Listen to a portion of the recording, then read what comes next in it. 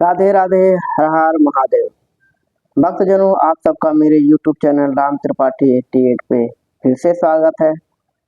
आज मैं पुनः आप सबको महादेव का शिव महापुराण कथा सुनाऊंगा। ये कथा 13वां अध्याय रहेगा और 14वां अध्याय। तो चलिए 13वां अध्याय से प्रारंभ करते हैं। 13वां अध्याय में भोलेनाथ जी ने सदाचार का विवेचन किया हुआ है। ऋषि बोले, हे विद्वान सूत जी, अब आप हमें यह बतलाइए कि धर्म क्या है और अधर्म क्या है, कि जिनसे स्वर्ग और नरकादि लोकों में जाना पड़ता है, तथा वह सदाचार क्या है जिससे जिससे इन पर विजय प्राप्त किया जाए। सूत जी बोले, हे ऋषियों, ब्राह्मण, क्षत्रिय, वैश्य, शूद्र, इन चारों वर्णों को उचित है कि वे सूर्योदय से पूर्व उड़कर अपने इष्ट देव का ध्यान करें, फिर अपनी उन्नति के लिए धर्म, अर्थ का और अपने पर आने वाली आपत्तियों तथा अपने आय व्यय पर पूर्णतया विचार करें। पूर्व दिशा की ओर मुख करके बैठने से उत्तम फल की प्राप्ति होती है।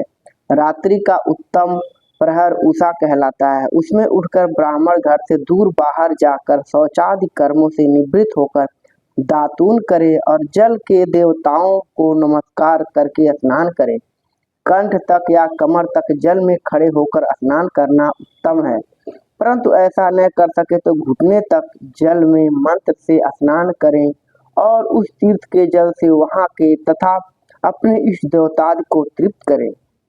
फिर धोती पहनकर पंचकच्छ 5 प्रकार के कपड़े पहने, फिर गीले वस्त्रों को बिना साबुन से धोए और अपने पितरों को तृप्त करें। तत्पश्चात आचमन कर संध्योपासन करें, गायत्री के मंत्र जपें और सूर्य को अर्घ्य दें। प्रातःकाल सूर्यानुवाक से और संध्या में अग्नि अनुवाक से प्रोक्षण करें। संध्या समय पश्चिम की ओर मुख करके तथा प्रातः एवं मध्याह्न समय में अंगुलियों से तीर्थ देवताओं को जल दें। फिर अंगुलियों के छिद्र से सूर्य भगवान को अस्त होता देखे और प्रदक्षिणा कर शुद्ध आचमन करें। संध्या से पहले संध्या न करें। समय से संध्या हो जाने पर ही संध्या करनी योग्य है। नित्य प्रत जितना जाप करना हो उससे 100 गायत्री अधिक जपे। गायत्री जप का यह प्रमाण है कि 10 दिन में 1 लाख गायत्री का जप पूरा करें। इस प्रकार देवताओं को तृप्त करने से अर्थ की सिद्धि होती है। जीव और ब्रह्म को जानकर प्रणव का नित्य अभ्यास करें और यह समझे कि रुद्र भगवान ही तीनों लोकों की सृष्टि के रचयिता है, स्थिति करता और संहर्ता है। इस प्रकार उनमें ज्ञान कर मन और बुद्धि लगा देने से वे परमात्मा भोग, मोक्ष और धर्म तो देते ही हैं, साथ ही ब्रह्म पद भी प्रदान करते हैं। ब्राह्मण को उचित है कि वह नित्य 1000 गायत्री मंत्र जपे, सो अहम भावना से जप करता हुआ जीव को पर ब्रह्म परमेश्वर से जोड़ दे। इस प्रकार 1000 बार का जप ब्रह्म पद और 100 का जप इंद्र पद देने वाला है, तथा इससे कमती बढ़ती जप अपनी रक्षा के लिए और ब्राह्मण योनि प्राप्त होने के लिए, परंतु नित्य सूर्य के सम्मुख जप करना चाहिए। 70 वर्ष तक नियम पूर्वक ऐसा जप करे, फिर संन्यास ले। नित्य प्रातः काल 12,000 ओमकार का जप और हिसाब करके महीने भर में 1.5 लाख का जप पूरा करे, कम न हो, तभी वह सच्चा सन्यासी है। जो इस प्रकार मंत्र ग्रहण करता है उसके सभी दोष शीघ्र ही दूर हो जाते हैं, अन्यथा वह रौरव नरक में जाता है। ब्राह्मण को योग है कि वह सर्वदा ब्रह्म ज्ञान का अभ्यास करे, इससे धर्म और धन तो संचय होगा ही, यदि वह नियम पूर्वक उसके उपार्जन का यत्न करे, परंतु यह अपनी मनसा पूर्ण करने वाला गृहस्थों का धर्म है, क्योंकि धर्म से अर्थ, अर्थ धन, अर्थ से भोग और भोग से वैराग उत्पन्न होता है, परंतु विपरीत अधर्म से पैदा किए धन के उपभोग से मोह की प्राप्ति होती है। अतः धर्म 2 प्रकार का है, एक देह से, दूसरा धन से।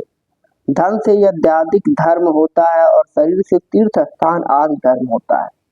धन से धर्म और तप से दिव्य रूप की प्राप्ति होती है, किंतु निष्काम कर्म से शुद्ध और उसके पश्चात ज्ञान प्राप्त होता है। सतयुग के प्रारंभ में तप की ही प्रशंसा थी, किंतु कलयुग में धन की प्रधानता है।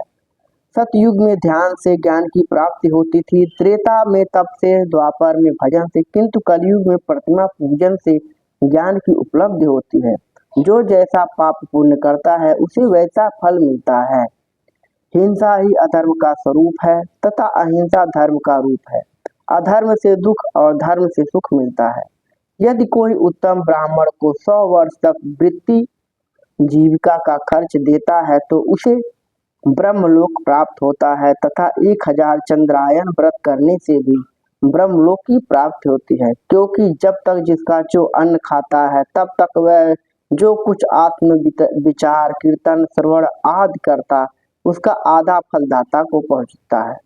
इसी प्रकार लेने वाले को चाहिए कि वह जो जीव ले उसका अंश या सभी यथासर दूसरे दीनों को दान करता रहे। वह तप करे या अन्य उचित साधनों से पाप संशोधन कर दे, अन्यथा वह रौरव नरक में पड़ता है। मनुष्य को चाहिए कि वह अपने प्राप्त किए धन का 3 भाग करे। पहला धर्म, दूसरा वृद्धि, तीसरा नित्य नैमित्त काम्य कर्म। धर्म से वित्त को बढ़ावे, बचत का कोष नियत करे, किसी को पीड़ा न हो और अपना थोड़े में निर्वाह करे। यदि कृषि से उत्पन्न किया गया धन हो तो पाप शुद्धि के लिए उसका 10वां भाग दान कर दे। शेष से धर्म पूर्वक अपना संसार चलावे, अन्यथा रौनक नरक में पड़ेगा या बुद्धि ही भ्रष्ट हो जाएगी या अन्न ही न पैदा होगा। ऐसे ही व्यापार से पैदा किए हुए धन का 6वां भाग दान कर देना चाहिए, क्योंकि अपने भोग की वृद्धि के लिए स्वयं भुलाकर दान देना अच्छा होता है। याचना करने वाले को यथाशक्ति सदैव दान दे और कभी नागा न करे, क्योंकि मांगने पर न देने से जन्म जन्मांतर के लिए ऋणी रह जाता है। बुद्धिमान को उचित है कि वह दूसरों का दोष दूसरों से न कहे, सुना और देखा भी न कहे, किसी को क्रोध उत्पन्न हो ऐसी बात भी न कहे। प्रातः सायं दोनों समय संध्या और अग्निहोत्र करे, दोनों समय न हो सके तो एक समय तो अवश्य करें। कभी न बुझने वाली अजस्व अग्नि स्थापित करें अथवा केवल जप मात्र और सूर्यदेव की वंदना ही करें। इस प्रकार आत्मकल्याण का इच्छुक यथाविधि नित्य ही महाब्रह्म यज्ञ और देव पूजन किया करें। जो इस प्रकार नित्य अपने गुरु और ब्रह्मा को पूजते हैं वे सभी सुख के भागी होते हैं। भक्तजनों, महादेव का शिव महापुराण कथा यहाँ पे 13वां अध्याय संपन्न होता है। तो चलिए आप सबको 14वां अध्याय मैं सुना रहा हूँ। 14वां अध्याय में यज्ञ यज्ञादि का विवेचन किया गया है। यज्ञ कैसे किया जाता है, अग्नि का कैसे विवेचन है, ये सब इस अध्याय में आप सबको पता चलेगा। इस पर ऋषि बोले, हे प्रभु, अग्नियज्ञ, देवयज्ञ, ब्रह्मयज्ञ, गुरु पूजा तथा ब्रह्म तृप्ति को क्रम से हमें बतलाइए। इस पर श्री सूत जी बोले, अग्नि में द्रव्य युक्त हवन करना ही अग्नियज्ञ है। हे ब्राह्मणों, यह अग्नियज्ञ कई प्रकार का होता है। एक तो वह होता है जो समिधा अग्नि में हवन की जाती है। दूसरी ब्रह्मचर्य अग्नि, जिसमें ब्रह्मादि का बाहुल्य होता है। जब तक विवाह नहीं होता है तब तक ब्रह्मचारी है, जब विवाह हो जावे तब 2 समय अग्नि यज्ञ करे। परंतु जिन महापुरुषों ने अपनी आत्मा में ही अग्नि आरोपण की हो और वनवासी हो तो ऐसे पतितों के लिए समय पर थोड़ा और हितकर भोजन कर लेना ही अग्निहोत्र है। विवाह के समय से अग्नि संधान को सदैव सुरक्षित रखना योग्य है। उसे कुंड या भांड में रखे जो कि सर्वदा सुरक्षित रहे और कभी न बुझे। ऐसी अग्नि अजस अग्नि कहलाती है। हे ब्राह्मणों, सायंकाल की अग्नि आहुति से संपत्ति बढ़ती है और प्रातःकाल की अग्नि आहुति से आयु बढ़ती है तथा दिन में इंद्रादिक सब देवताओं के उद्देश्य से अग्नि जो आहुति दी जाती है वह अग्नियज्ञ देवयज्ञ कहलाता है। ब्राह्मण और देवताओं की तृप्ति के लिए एक बार यज्ञ करें, शेष समय वेद का अध्ययन करें। हे ब्राह्मणों, ये अब एक और आदर्श सुनो। आदि सृष्टि में करुणा कर महादेव जी ने सर्वलोकों के उपकारार्थ सर्व औषधियों की औषधि प्रथम अपना वार अर्थात आदित्यवार बनाया है। पुनः सप्ताह के शेष 6 दिनों को उनके गुणों के अनुसार उनकी वैसी रचना की। उन्होंने प्रत्येक दिन का उसका देवता और उसका फल नियत किया है तथा जिनसे आरोग्य, संपत्ति, व्याधि नाश, पुष्टि, आयु, भोग, मृत्यु और हानि ये यथाक्रम से प्राप्त होते हैं, वह विधि भी नियत की। उन वारों दिनों के देवताओं की प्रीति से उनकी पूजा का वैसा फल देने वाले भगवान शिव ही हैं। वह पूजा पाठ 5 प्रकार की कल्पित की गई है। जिस देवता को प्रसन्न करना हो उसी का मंत्र, होम, दान और जप करें। नेत्र, शिरोरोग व कुष्ठ की शांति के लिए आदित्य की पूजा। आदित्य की पूजा मतलब सूर्यदेव की पूजा कर ब्राह्मणों को भोजन करावें।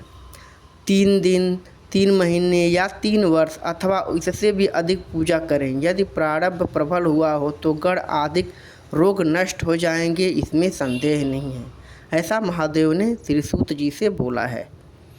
पापों की शांति के लिए रविवार के दिन की पूजा उत्तम है। यदि किसी का बहुत बड़ा पाप है तो रविवार को अगर पूजा करता है तो उसके लिए सबसे अति उत्तम होता है, जिसमें जप आदि से इष्ट देव को प्रसन्न किया जा सकता है। लक्ष्मी के लिए सोमवार को लक्ष्मी पूजा करें। रोग शांति के लिए मंगलवार उत्तम है और इस दिन काली आदि का भजन पूजन करें और उर्द, मूंग आदि 4 सेर देकर ब्राह्मण को भोजन करावे। बुधवार के दिन विष्णु का दही से व अनेक प्रकार से भजन पूजन करे तो सर्वदा पुत्र मित्र कलह स्त्री की पुष्टि हो। बृहस्पति का दिन आयुवर्धक है। इस दिन ब्राह्मणों को गौ देवताओं को उपवीत वस्त्र चढ़ाकर क्षीर, दूध, घी से उनकी पूजा करें। भोगों का इच्छुक शुक्रवार को जितेंद्रिय को खटरस भोजन युक्त देवताओं और ब्राह्मणों की पूजा करें। स्त्री प्राप्ति के लिए शनिवार के दिन रुद्र आदि का भजन पूजन करें और तिल का होम, तिल का दान और तिल का भोजन करावे। साथ ही उन दिनों के उन देवताओं को नित्य पूजा, स्नान, दान, जप, होम और तर्पण करता रहे। देश काल पात्र का विचार करे। जो श्रद्धा रहित इन वारों के नियम का पालन करता है उसे इस देवोपासन द्वारा सब कुछ प्राप्त हो जाता है। ब्राह्मणों को मंत्रपूर्वक और शूद्रों को तंत्र विधि से पूजन कराना योग्य है। धनाभाव में हो तो तब से देवताओं की उपासना करें। धनी हो तो धन से पूजा करें, परंतु जो कुछ करे श्रद्धा से करे। फिर तो उसके इस प्रकार करते रहने से समय अनुसार उसे ज्ञान की प्राप्ति हो जाती है। जो ब्राह्मण इस अध्याय को पढ़ेंगे और दूसरों को सुनाएंगे उन्हें देवयज्ञ का फल प्राप्त होगा। ऐसा इस महाशिव पुराण में भोलेनाथ जी ने सूत जी से बोला है। तो भक्तों, जैसा कि आप सब ने सुना है, जो भी मैंने इस अध्याय में सुनाया कि कौन से वार को कौन सी देवता की पूजा किया जाती है और किस कामना के लिए पूजा किया जाता है, आप ध्यानपूर्वक सुनेंगे, मनन करेंगे तो आपको पता चलेगा कि रविवार से लेके पुनः शनिवार तक महादेव ने सभी वारों के देवताओं की पूजा विधि इस अध्याय में बताया है। आशा करता हूँ कि आप सब शिव महापुराण अध्याय ध्यानपूर्वक सुन रहे होंगे एवं उसका मनन करेंगे।